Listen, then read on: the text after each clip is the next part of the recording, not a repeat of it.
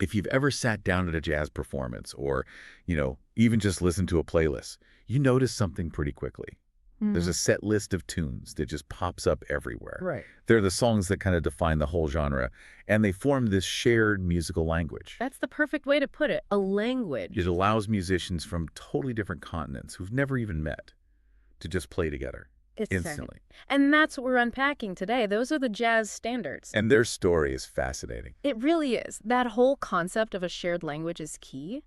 But what often surprises people is where they came from. Yeah. I mean, you think of smoky jazz clubs, right? Of course. But most of these incredibly famous pieces, they didn't start there. They were the biggest pop hits of their time. The pop hits. Yeah, written for Broadway musical theater or Hollywood films, mostly between the 1920s and the 1950s. So wait, if you were walking down the street in, say, 1935, these songs were what you'd hear on the radio. Absolutely, they were pop culture. But jazz musicians heard them and recognized just how good they were. The melodies, the chords. The whole package. So they adopted them and started changing them up, transforming them into these vehicles for improvisation. And when we talk about this collection of songs, there's a term for it, right? There is. It's called the Great American Songbook. And I think we need to be clear, this is not a real physical book you can go out and buy. No, not at all. It's more of a concept, a metaphorical term for all those influential songs from that golden era. Okay, so what made these songs stick around? I mean, why them? And not just some other random pop tune from the 40s. It really comes down to craftsmanship. They were just incredibly well-made songs. High quality. Very high quality. They had clever, sophisticated lyrics, sure, but the music itself, the harmonies were complex. They offered so much more to work with than just 2 or 3 simple chords. So they gave musicians more to play with. Exactly. And they focused on these universal themes, love, loss, friendship, travel, things that are timeless. So they still feel relevant. Right. And musicians today still study them to figure out what makes a perfect melody work. Okay, that makes sense. So if we know where the songs came from, let's look at the map musicians use to actually play them. The blueprint. Yeah, because when you watch a jazz band, it can look like they're just making it all up. Yeah. But there's a pretty rigid structure underneath, isn't there? Oh, absolutely there is. Most of these standards follow a really predictable pattern called the AABA form. AABA. Yeah. Think of the whole song as being 32 bars long, like a short musical paragraph. Okay. And it's divided into 4 smaller sections, 8 bars each. 4 equal parts. Exactly.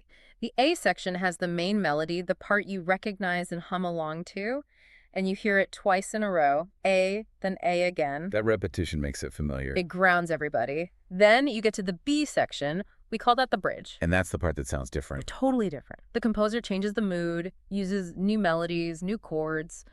It adds contrast and a bit of tension. It's the surprise. And then you go back to that final A section, which brings it all back home. It feels like a satisfying ending.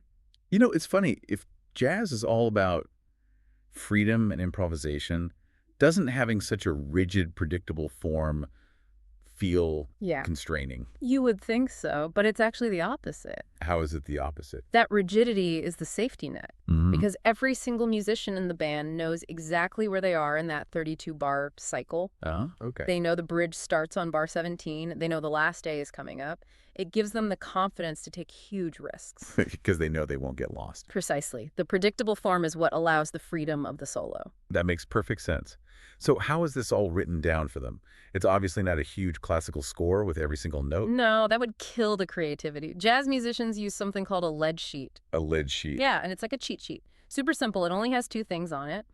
The basic melody line, and above it, the chord symbols. Right, those letters and numbers you see like CM7 or G7. Exactly. And that's the genius of it. It tells the piano player or guitarist what harmony to play, but not how to play it. They have to interpret it. They bring their own style to it. Their own voice. And Right. when you see a musician with one of those big beat-up binders full of these pages, that's probably a fake book. Just a huge collection of lead sheets. The musician's survival guide. Okay, let's get into the engine room. Harmony. Because standards are known for their really complex and beautiful chord changes. And there's one sequence that is, it is the absolute bedrock of jazz harmony. We're talking about the 2-5-1. The 2-5-1 progression. You see it written as IIVI. It is everywhere. So what does it do? What does it feel like? It's all about creating a feeling of tension, followed by a really strong sense of resolution. So like moving away from home for a second Yeah, and then coming right back. that's a perfect analogy. It's like musical gravity. And that pattern is the map for the soloist. Yeah. They know which notes are going to sound good over that specific journey. It tells them what to play. Okay, but what about the rhythm? There's that specific groove that makes you want to tap your foot. The swing feeling. The feeling is everything. Swing isn't just about playing fast or slow. It's a way of dividing the beat. How so? Well, in most music, you divide a beat into two even parts. 1 and 2 and. But in swing, it's more of a triplet feel. It has this long, short pattern. Like a galloping horse, kind of? Exactly. It creates that bouncy or loping quality that pushes the music forward. It makes you want to dance. And this all usually happens at a 44 time signature, right? Yeah. 4 beats to a measure. That's the standard, yes. And holding that all together is the job of the rhythm section. The drums and the bass, they are the foundation. Which brings us to how a performance actually works. If you're at a jam session, there's a certain routine they follow for every song. There is. They always start and end with the same thing, which we call the head. The head. It's just the main recognizable melody of the standard. They'll play it once or twice at the beginning so everyone, including the audience, knows what song it is. It's like the theme. It's the theme. And then, once that's established, the real conversation begins. The musicians take turns playing improvised solos over that same chord progression. And that's where the magic happens. That's improvisation. It's composing music on the spot. But it's not random. Right. They're using those chords from the lead sheet as their map.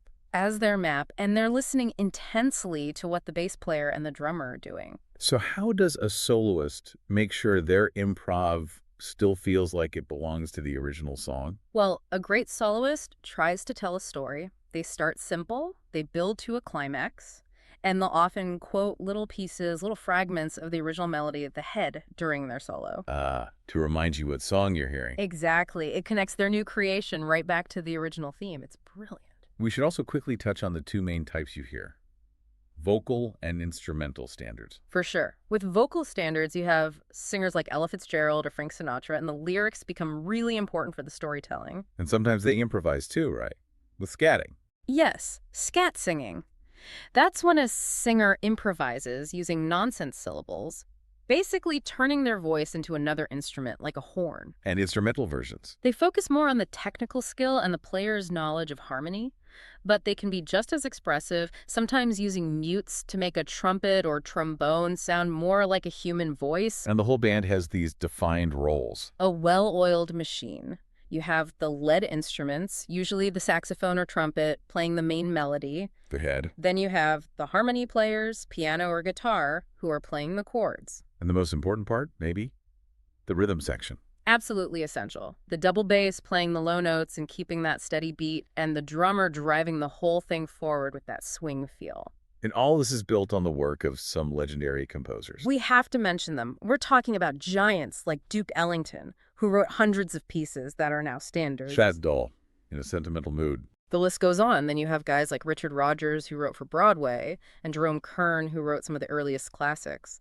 Their songs were so well written, they just became part of the jazz foundation. They basically wrote the curriculum for every jazz student. They really did. And that's why these songs have survived for almost 100 years. Okay. They are just timeless, high-quality compositions. So final thought. After all this time, why are standards still so central to jazz? Does relying on the same forms and progressions risk making it all sound the same? That's a great question. But, the structure is really just the starting point. It's the launch pad, not the destination. Playing these songs connects musicians to the past, to the history, but it also gives them a shared framework where they can invent something completely new every single night. So it's always evolving. Always. Every performance is a new creative act. So every time you hear one of these classic tunes, you're really hearing history and creation happening at the exact same time. Structure and freedom, all in those 32 bars. That's it. So next time you hear one, try to listen underneath the melody for that invisible skeleton, that I progression. It's the heartbeat holding the whole thing together. See you next time. Keep listening.